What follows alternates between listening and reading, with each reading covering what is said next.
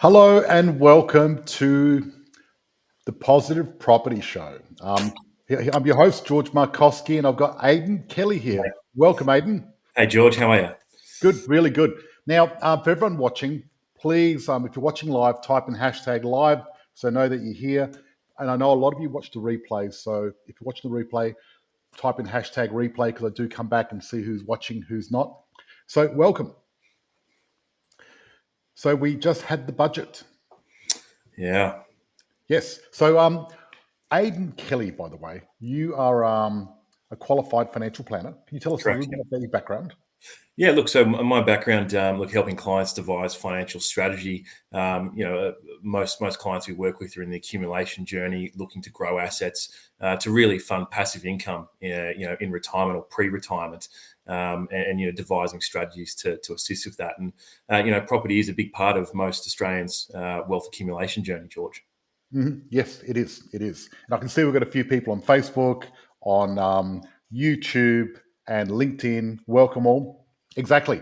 And I suppose this time of year, we've got the budget, and it's interesting to see, the positives and negatives, and we're going to be talking about that today. Excuse me, and how it affects people's future.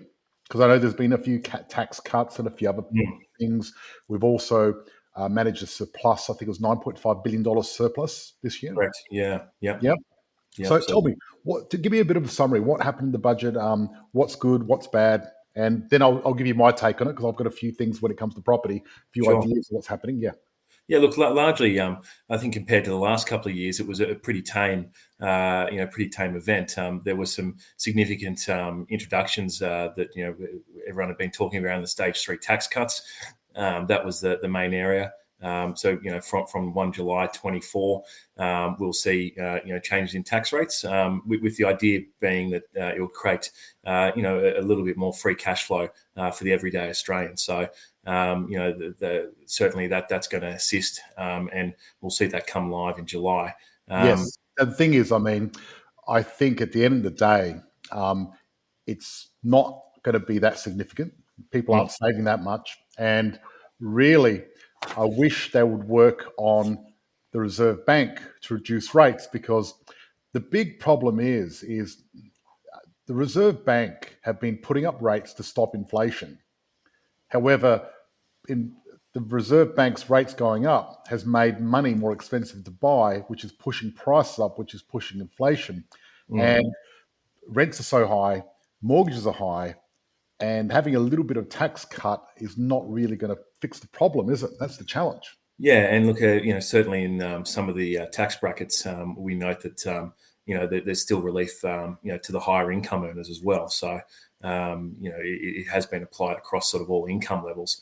And I guess time will tell, particularly with budget time. There's normally a lot of discussion around superannuation, and it was a very light discussion this year. On some of the bigger topics relating to superannuation. There were some positives, being that we've got the increase obviously in superannuation employer contributions coming in July, so that's another 0.5%. That's going into every employee's superannuation account. But then one of the main ones that was definitely positive is paid superannuation on paid parental leave. Now that's not due to kick in until 1 July 25, but certainly a bonus and benefit to while on paid parental leave. Yes. And one good thing about the tax cuts, which I've noted, is the banks have actually changed their lending calculators. They're going to roll out the 1st of July, Mm. and people's borrowing capacities have gone up because Mm. of that. Yeah, and look, I think we'll see. I guess the idea with from a bank's point of view is that if there's less taxes on everyone's wages, then there is theoretically more income from a servicing position. So yeah, we'll likely see changes in borrowing and servicing rates, which only time will tell. I mean, we do. Obviously, naturally, as you said, George, before that, cost of living and everything is increasing too. So the bank's still a very I guess very cautious around that. So yeah, we'll see what comes in July, but no doubt with tax cuts there'll be more income available from a bank's point for servicing. Exactly. And, most rents have gone up over $100 per week. Mm. And the Reserve Bank has said expect another $40 a week increase in your rents. Wow. That's the Reserve Bank saying that. Nick just mentioned unemployment up to 4.1% today. That is a guaranteed rate cut in. Maybe. I think with the Reserve Bank, nothing's guaranteed because there's no rhyme or reason with the way they do things. I hope it is because it's about time we started cutting rates because we got the most expensive rates in the world at the moment, as we always do. We always got the most expensive rates. Yeah. Australia, we're very conservative that way. Yeah. But yeah, so Another positive that did come out through the budget is the relaxing of the indexation on HECS, which for first-time home buyers, young Australians looking to get into the property market that have gone through education and do have HECS debt, the slowing down or the choice between CPI or wage growth, will have a big effect on what the HECS balance does, and naturally, HECS. When looking at property and borrowing, the banks certainly include that as a liability. So I think that will be a positive outcome for a lot of young Australians as well. yes, and they admitted that we've got a housing crisis and we've got a problem, a massive problem, but they didn't come up with any solutions. And the thing is, I mean, we're getting a lot of immigration. Yes. And that's part of the challenge when it comes to the housing crisis because of that. And when you look at how many houses we've got per capita here in Australia, we're actually quite low compared to most first world countries, interesting enough. Dwellings per 100,000 people. We're on the low side, not on the high side. So we've actually got more than the average people employed in the construction industry in Australia because we just need to build things. But a lot of approvals haven't been going through. So there's a big constraint when it comes to property. And do you think the migration will, obviously that they've said that they're going to pull back migration a little bit, but do you think that's going to have a massive effect on, new builds and obviously rental in certain areas, in rural areas and things like that, George? Look, we've got a massive housing crisis with the amount of people coming in. It's going to put a lot of pressure. You look at the next 5 years, we've got around 1.5 million people coming in 5 years. That's like building another Perth or Brisbane. Now, that's quite, when you think about building a Perth or a Brisbane in 5 years, you think about that, like, can we do it? No, we can't. Impossible, right? And then you look at housing prices at the moment. You look at Sydney, for example. If you leave school now, and if you want a 20% deposit, it's going to take the average school leaver with an average income 46 years to actually get a deposit together. Now, I don't know about you, but if you leave school, you leave school at 20 something, 46 years, you're not going to be able to buy a house till you're retired. But the other challenge is, though, during that 46 years, what's going to happen to the property price? It's not going to stay the same. You're not going to be able to buy that house. It's going to keep moving. So when you think about that, that's pretty crazy, isn't it? Yeah, false fallacy. It's not. That time frame, for a lot of Australians is, particularly in Sydney and those type of areas, that okay, the tax cuts might help on, bringing a little bit of cash flow relief, but for the ability to save that kind of deposit, for a lot of people, it's not going to be achievable. Yeah.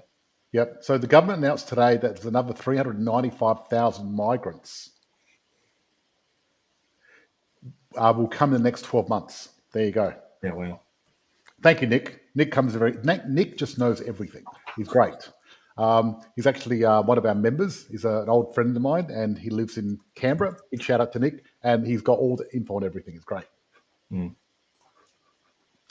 Yes. So at the end of the day, the budget's the budget. However, our long-term planning shouldn't change regardless of the budget, because the long-term plan stays the same. Correct? Agreed. And look, I think any financial strategy, you stick to the plan and get good people that all work together. It's very, very key on that point. But from a financial strategy point of view, there's tweaks. We've got superannuation, concessional contributions, and non-concessional limits going up as July. So that will allow a little bit more funds to go into super for anyone that can put up contributions to that limit. But largely from a strategy point of view, the budget generally doesn't mean any immediate changes for most people's financial strategy or journey. Yes, exactly. And Aiden, you've been helping our Mm. client for a long time now, for many Yes. years now. And one thing that's been growing, and this is the fastest growing sector of the property investing industry, actually, is people actually using their super to invest in property. Because Yes. a while ago, you couldn't do that. No. And now you can. But the thing is, you shouldn't be doing it willy nilly. One, Absolutely. you got to get it set up right. And one thing I love about working with you is you know this really well. Mm. You're doing it week in, week out for our clients and other people, and you help people set up their super. And I think Yes. they need a minimum of 150,000. Is that correct? Yeah, look, it really depends on strategy and balance that they have. I mean, it certainly we really got to consider the balance that you have and the objectives and long term implications. I mean, for a lot of Mhm. clients, and for a lot of Australians, property is a favourite asset class. And I think there was in the media a couple of weeks ago there was an article in the AFR, I believe, around more people using self managed super funds to purchase property Yep. because of the servicing capacity, in personal names being limited. So I certainly think we're seeing that, and the trends that the ATO put out every year say that self-managed super funds are getting a higher market share every year compared to industry and retail superannuation funds. So we definitely can see that the market share is growing. Absolutely. Yeah. Well, think about this. I mean, you can get one of these retail super funds, put your super in it, and they charge you all these fees, Hmm. right? And most of them are pretty average. Mm. That's the fact of it. Let's face it, most of them are pretty average. And whether they do an average job or a good job, you're still going to pay a lot of fees that come out. Mm. And the thing is, when you buy a property and you set up your own super fund, there is some fees because you need to Yes. run it, but it's very different. You own it, you control it. And what I love about it, you can take back control of Mm. something you didn't have control over. But what I love about it the most is the property in super. When you retire, you can sell it and get it tax free. Yeah, absolutely. And the one of the areas that wasn't touched on in the budget was the indexation of the $1.9 million total balance that you can have in tax-free environment in super. Mhm. It's a significant amount of money that on transition into full retirement that can land in a tax-free source, which means no capital gains and no income tax either. Yeah, So and that should be going up as well with yeah, the look, indexation. typically it does index. There was no mention of it this year. The Mhm. last couple of years we have seen it increase, but I imagine over time indexation will continue with that. But yeah, look, obviously the benefit of superannuation is that it is the lowest tax structure in Australia from an investment point of view, maximum tax rate of 15%. Um, so definitely does have its benefits for everyone retiring or considering that journey. Superannuation is a very big part. Mhm. Yes, that's right. Now I've got to check what time we're going to our weekly show. Oh, we've only got about 5 minutes left. This is it. Because after this, I'm going to whisk Aiden away to our private group. And every Thursday, we do this thing called the Weekly Sherp. And what it is we're the Sherpas and we're helping you climb property success mountain. And that's when we're going to get to the nitty gritty and really get into Q&A and really talk about stuff, which is very exciting. Mm, So that's pretty absolutely. cool. So yeah. So before we finish, we only got a few minutes. Anything else? Anyone want to ask any questions? Please type in the chat. Aiden, anything you'd like to add? Oh no, look, I think the slogan that's the opposing party, band-aid on a bullet wound, has been thrown around in the media, and I think George, to your comments around inflation and pressures on the RBA, I think that's a pretty fair statement. Yeah. The thing is, I mean, the government's spending a lot of money on infrastructure, and I reckon we're at a peak spend this year. Mm. But the next 10 years, we're spending a lot of money because of what's happening with immigration. So I think that's going to look. I really think when there's inflation, if you own hard assets, inflation's your friend. Hmm. Even though it's a little bit hard with interest rates at the moment, but Hmm. if you don't have any assets, it's your worst enemy. Absolutely, and particularly Because if you've got bad debt as well. yeah, yeah, totally, totally, And- it's your yeah. worst enemy. Mm. And the thing is, one thing that's bad about inflation is, and I've seen this happen even with small inflation. So I've seen this happen. I've been teaching people how to invest in property since the mid 2000s, 2007, and I remember there was the GFC. Mm. And after the GFC, we had a little bit of a correction, and I was helping people get involved in property. And a lot of people said, "Oh, I'm not sure about it. What if there's another GFC?" And people were getting funny about it, and they decided to wait it out. And what happened? They waited it out, and by 2011, property prices have skyrocketed. And a lot of these people that waited out, they could not enter the market anymore. They're finished, right? And this happened pre-COVID. Yes. And Yeah. now at the moment, people are sitting on their hands. And what's going to happen is it's going to overtake, and they're not going to be able to, they're going to be priced out of the market. You know, if you can afford a property now, you won't be able to afford the same property in a year's time. Yeah. Impossible. Not going to happen. The price we see at the moment, we're never going to see again, ever. You know, I really think when you got inflation, immigration, rental crisis, but Infrastructure. also Yeah. building expenses, it costs a lot more to build. When it costs more to build, that actually pushes prices up for houses because of the replacement value. A lot of people don't realize that. Yes. So that's it. So there you go. Okay.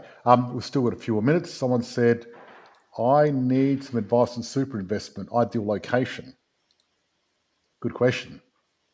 Well, when it comes to location, I can give you a few hints, and this is what it is. There's 15,000 suburbs in Australia. Out of those 15,000 suburbs, some suburbs are going up, some suburbs are going down. And what you really want to do is you need to do your research and find a suburb where there's a lot more demand but less supply. You don't want to go to a suburb where there's a lot of supply, not a lot of demand. And that's the one thing people need to realize. Now, I'll give you another hint. There's a thing called the no-go zone list that I produce every year. And I choose 100 suburbs that you don't want to touch with a 10-foot pole. So a good place to start, Sonny, is if you type in, actually, if you're watching now, type in no-go zone, and I'll get my team to send out the list to you. Just go no-go zone in the chat, and my team will send you the list, and I'll send you the list of where not to buy. I'll also know where to buy, the top 100. However, I guard that for our clients because our clients use the top 100 to invest. And that's how we outperformed the market by over 22% last year on year because of that. And yeah, there you go. So if my team can reach out to all the people typing in no-go zone, I'll send you my list. This has actually been published in most of the newspapers around Australia. Every year, the media asks me to talk about the no-go zones. I do it every year around this time, just before budget. And it's really good. And Good stuff, George. I'll certainly send it out to you guys. You're welcome to have it because I think it's important, definitely. So on that note, you know, it wasn't a very exciting budget. I feel that I'm glad we had some tax relief because we're one of the most expensive places for tax. And I feel that's good because our borrowing capacity has gone up, which is going to come in handy for people wanting to invest. I just really, really look forward to seeing the interest rates go down. And the one thing in my mind, which I'm going to share with our group, but I'm going to share with you guys too here, listening, what's going to happen is at the moment, there's a lot of people sitting on their hands, not buying property because one, they don't have the capacity, they don't have the borrowing capacity, but they want to invest. So the market is very flat. Once interest rates go down, every man and his dog is going to go in and try to buy property. And it's going to be crazy. And property prices are going to go ridiculously high. So what I suggest people do is you don't want to wait till they go down, then really buy in a rush. I always suggest you never ever rush to buy property. You should really take your time, strategize, get all your ducks in a row and do it properly. Because what happens is all these people, when there's a big boom, they jump in and they buy an emotion. They don't because they got FOMO. They don't want to miss out. They don't do any research. They haven't got their ducks in a row. They buy the wrong property in the wrong structure and end up losing. So don't be like those people. Get your ducks in a row now. Get educated, learn, and get ready. And that's the way it should be. Yeah. Definitely. Thank you so much. Thank I'll you. see you next Thursday night, same time, same bat channel, and we're going to go to the private group. Thank you. Bye-bye. Thank you. Good night.